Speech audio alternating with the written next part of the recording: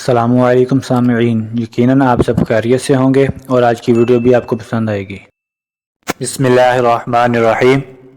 آج کی یہ ویڈیو خود ساختہ کہانی پر مبنی ہے جو کہ سبق آموز ہے، اس لیے اسے آخر تک ضرور دیکھیے گا۔ ایک بادشاہ کو کسی نے 2 شاہین کے بچے تحفے کے طور پر پیش کیے۔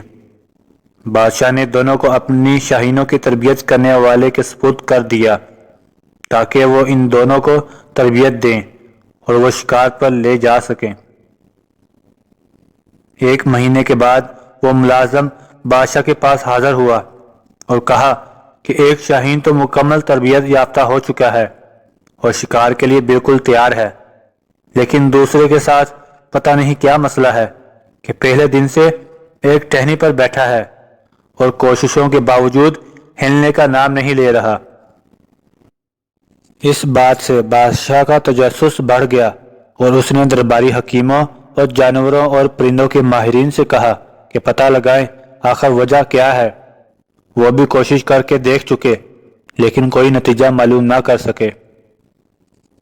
پھر بادشاہ نے پورے ملک میں منادی کرا دی کہ جو کوئی بھی اس شاہین بچے کو قابل پرواز بنائے گا بادشاہ سے منہ مانگا انعام پائے گا۔ اگلے دن بادشاہ نے اپنی آنکھوں سے دیکھا کہ جو شاہین پرواز کرنے پر آمادہ ہی نہیں تھا شاہی باغ میں چاروں طرف اڑ رہا ہے۔ بادشاہ نے فوراً حکم دیا اس شخص کو پیش کیا جائے جس نے یہ کارنامہ انجام دیا ہے۔ بادشاہ کے کارندے ایک دیہاتی کو لے کر بادشاہ کے پاس لائے کہ یہ کمال اس شخص کا ہے۔